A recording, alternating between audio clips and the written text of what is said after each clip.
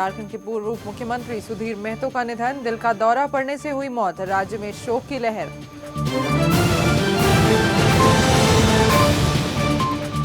Hemant cabinet की बैठक में 30 प्रस्तावों को मंजूरी, अब मुखिया के खिलाफ नहीं लाया जा सकेगा विश्वास प्रस्ताव, पैरामेडिकल कर्मियों की सेवा भी होगी नियमित।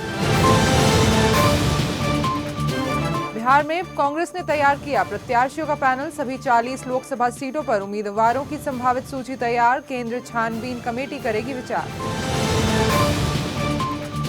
जमशेदपुर में मधु कोड़ा के 2 सहयोगियों पर ईडी ने कसा शिकंजा, मनोज पूनमिया का अर्धनिर्मित मॉल किया सील, अनिल वस्तावड़े की भी 100 करोड़ की संपत्ति जब्त। और 31 मार्च 2005 से पहले छपे सभी नोटों को वापस लेगा आरबीआई, 2005 से पहले के सभी सिक्के भी करने होंगे जमा, 1 अप्रैल से बैंकों में बदलवा सकते हैं नोट। नमस्कार, आप देख रहे हैं भविष्य न्यूज, मैं हूं योगिता और इस बुलेटिन की शुरुआत करेंगे झारखंड के जमशेदपुर से, जहां के राज्य के पूर्व उप मुख्यमंत्री सुधीर महतो का दिल का दौरा पड़ने से निधन हो गया। वह 54 वर्ष के थे। उनका अंतिम संस्कार आज राजकीय सम्मान के साथ किया जाएगा। इसमें मुख्यमंत्री हेमंत सोरेन सहित सभी बड़े नेता और अधिकारी शामिल होंगे। सुधीर महतो बुधवार को घाटशिला के मोभंडार में एक शादी समारोह से लौट रहे थे। वहां से लौटते समय रात करीब 10 बजे उनके सीने में तेज दर्द उठा। उन्होंने अपने कार चालक को नजदीक के आईसीसी वर्कर्स अस्पताल में ले जाने को कहा और बेहोश हो गए। जब उन्हें अस्पताल ले जाया गया तो डॉक्टरों ने उन्हें मृत घोषित कर दिया। जेएमएम ने उनकी मौत पर 7 दिनों के राजकीय शोक की घोषणा की है। सुधीर महतो 8 अगस्त 1997 को बड़े भाई निर्मल महतो की हत्या के बाद राजनीति में आए। 1990 में ईचागढ़ विधानसभा क्षेत्र से पहली बार विधायक बने। 2005 में झारखंड विधानसभा में विपक्ष के नेता बने। 2006 में मधु कोड़ा सरकार में उप मुख्यमंत्री बने थे।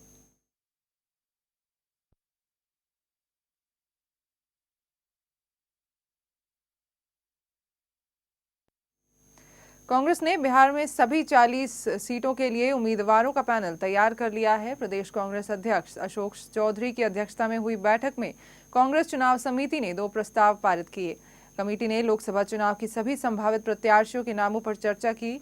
अब सुशील कुमार शिंदे की अध्यक्षता वाली केंद्रीय छानबीन कमेटी महीने के अंत में इस पर विचार करेगी। सूत्रों की माने तो सासाराम से मीरा कुमार और मधुबनी से डॉक्टर शकील अहमद का इकलौता नाम प्रस्तावित है, जबकि भागलपुर से सदानंद सिंह के साथ चंदन बागची और प्रवीण कुशवाहा, जमुई से प्रदेश अध्यक्ष अशोक चौधरी के अलावा गौरव गौतम और लक्ष्मी देवी, औरंगाबाद से निखिल कुमार, श्यामा सिंह और अवधेश कुमार सिंह, झंझारपुर से प्रेमचंद्र मिश्रा, हरखू झा और कृपानाथ पाठक, बेतिया से ब्रजेश पांडे और अनूतन पांडे, सीतामढ़ी से समीर कुमार महासेठ, पटना साहिब सीट से पांडे सुमंत कुमार आशीष, राजेश सिन्हा, पाटलिपुत्र से अभिनेता कुणाल, विजय सिंह यादव, चंद्र प्रकाश सिंह, मुजफ्फरपुर से विनीता विजय के साथ आईएएस अमिताभ वर्मा के बेटे अक्षत वर्मा और पूर्व डीजीपी अमोद कंठ के बेटे के नाम शामिल हैं।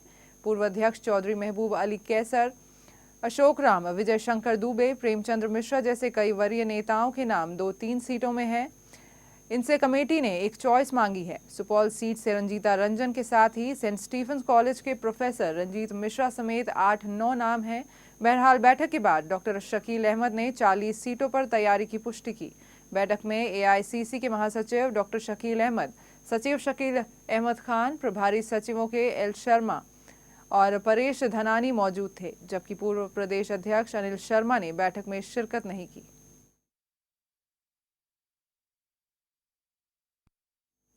दरभंगा में डॉक्टर प्रभात दास फाउंडेशन के संस्थापक डॉक्टर प्रभात दास ने आम आदमी पार्टी का दामन थाम लिया है। उन्होंने कहा है कि वो पिछले 8 साल से लोगों की सेवा कर रहे हैं।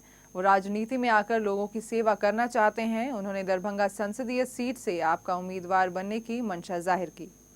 7-8 साल में हम आम आदमियों के बीच काफी काम करते रहे हैं। और दूसरी बात कि यहाँ पर मेरा पर्स इस काम के कारण, चैरिटी के कारण, मेरे पर्सनल बहुत सारे अपने मित्रगण हैं, हजारों की संख्या में हमारे जो वॉलंटियर्स हैं वो हमारा जरूर।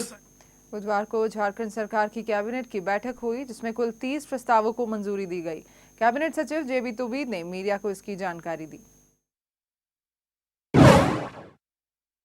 जो मुखिया के विरुद्ध अविश्वास प्रस्ताव लाने का प्रावधान है, उसमें ये अब किया गया है कि चूँकि ये डायरेक्ट निर्वाचित होते हैं, इनके विरुद्ध अविश्वास का प्रस्ताव जो मुखिया शब्द है उसको विलोपित कर दिया गया है। मतलब आप उसके विरुद्ध अब अविश्वास प्रस्ताव नहीं ला सकते हैं। चूँकि ये डायरेक्ट निर्वाचित होते हैं, इनके विरुद्ध अविश्वास का प्रस्ताव जो मुखिया शब्द है उसको विलोपित कर दिया गया है। मतलब आप उसके विरुद्ध अब अविश्वास प्रस्ताव नहीं ला सकते। राज्य निर्वाचन आयुक्त के पास, जो हमारे स्टेट इलेक्शन कमिश्नर थे, उनके पास उसको अगर उनके विरुद्ध कोई ये है तो वो अब एक अधिकार जो राज्य के पदाधिकारियों के विरुद्ध अब करने के लिए इसका एक अपीलीय प्राधिकार रखा गया है। की धारा 58 के तहत जो अचल संपत्तियां हैं, जैसे कोई ज़मीन है या कोई इस तरह की बिल्डिंग है, इसको हम लोग जब बंधक रखते हैं तो उस बंधक दस्तावेज हैं उनको कहाँ रखा जाएगा, इसके लिए एक स्थान चिन्हित किया जाता है। तो झारखंड राज्य में ये स्थान चिन्हित नहीं थे। राज्य के 24 जिला में इन स्थानों को चिन्हित कर अधिसूचित किया गया है। मुख्य रूप से सभी जिला मुख्यालय इसके लिए अधिसूचित किए गए हैं। रांची सदर अस्पताल में जो 500 शैया वाले नए भवन का जो निर्माण किया गया है, उसको पीपीपी मोड में संचालित करने के लिए एक बिड डॉक्यूमेंट की स्वीकृति मंत्रिपरिषद द्वारा दी गई और इसके लिए इंटरनेशनल फाइनेंस कॉरपोरेशन, जो कि इसके ट्रांजैक्शनल एडवाइज़र हैं, वो इस बिड डॉक्यूमेंट के आधार पर जो निविदा आमंत्रित करेंगे। तत्पश्चात जो पीपीपी मॉडल के लिए जो सही और सक्षम पार्टी होंगे उसका चयन किया जाएगा। स्वास्थ्य, चिकित्सा, शिक्षा एवं परिवार कल्याण विभाग के अंतर्गत संविदा पर नियुक्त पारा मेडिकल कर्मियों को नियमित करने हेतु एक नियुक्ति नियमावली तैयार की गई है, जिसका नाम है पारा मेडिकल नियुक्ति नियमावली 2014।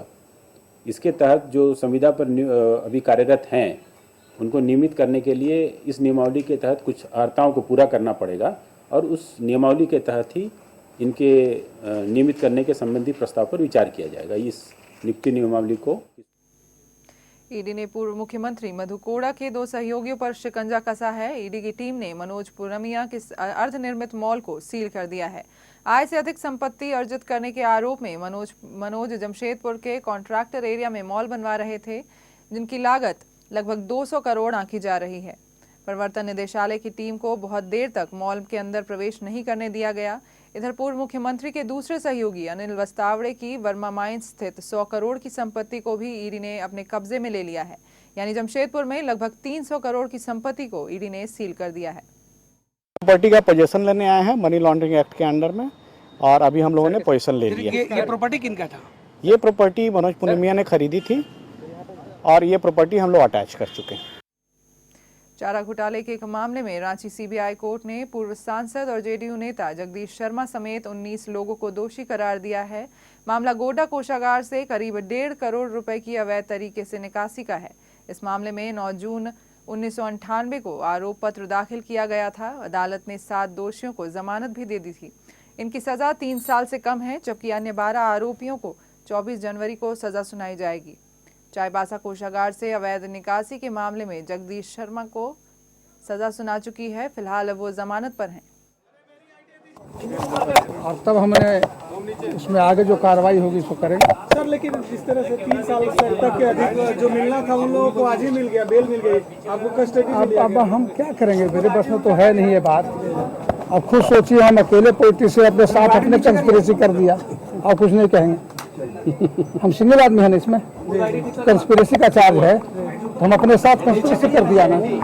देखिए, तो ऊपर का न्यायालय देखेगा, न्यायालय पर भरोसा हमको है। 80-34 से 96 में जो आज फैसला आने वाला था, उनमें जो है सभी जो 19 अभियुक्त थे सबों को दोषी पाया गया, और जिनमें जो है 12 अभियुक्तों के सजा के बिंदु पर 24 तारीख को सुनवाई होगी। बाकी जो 7 अभियुक्त हुए हैं उनको जो है 3-3 साल की सजा हुई है और उन्हें जमानत दे दी गई है। संयुक्त बिहार के पूर्व डीजीपी रामचंद्र खां को रांची स्थित सीबीआई कोर्ट में पेश किया गया, जहां से उन्हें 1 दिन की न्यायिक हिरासत में भेज दिया गया है। सीबीआई ने उन्हें मंगलवार को पटना से गिरफ्तार किया था। उन पर साल 1982-83 में रांची में डीआईजी रहते हुए पुलिसकर्मियों के लिए वर्दी के नाम पर करीब 34 लाख रुपए का गबन का आरोप है। चूंकि रामचंद्र खां लंबे समय से बीमार हैं, इसलिए कोर्ट के आदेश पर उन्हें होटवार जेल भेज दिया गया है, जहां से उन्हें इलाज के लिए रिम्स में भर्ती करवा दिया गया। इधर रामचंद्र के वकील ने जमानत याचिका दायर की है। गुरुवार को सीबीआई अदालत इस पर सुनवाई करेगी। वकील रविंद्र कुमार झा ने बताया कि उन्होंने सुप्रीम कोर्ट में भी अर्जी डाल रखी है। एक दिन कोर्ट में अपीयर नहीं हुए, सुप्रीम कोर्ट गए हुए थे, इसलिए कोर्ट ने बेल ये कर दिया था। उन्होंने मेरा बेल पर रामचंद्र खां साहब हैं, पूर्व डीजीपी बिहार। वर्दी घोटाले के एक मामले में ये 6 महीनों से इनका नॉन बेलेबल वारंट इशू था यहाँ से। उसी सिलसिले में सीबीआई पुलिस इनको पकड़कर आज प्रोड्यूस की है कोर्ट में। ये 1 दिन के न्यायिक हिरासत में गए हैं।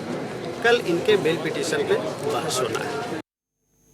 भागलपुर में सुल्तानगंज वासियों के चेहरे खुशी से दमक रहे हैं। वजह है उनकी गंगा नदी पर पुल की बहुप्रतीक्षित मांग का पूरा होने की। 1710 करोड़ की लागत से बनने वाले इस पुल के लिए मिट्टी खुदाई का काम शुरू हो गया है। पुल 54 महीने में बनकर तैयार हो जाएगा। इस पुल के बन जाने से देवघर जाने वाले तीर्थयात्रियों को सुविधा होगी, साथ ही नेपाल का भी सीधा संपर्क बन जाएगा।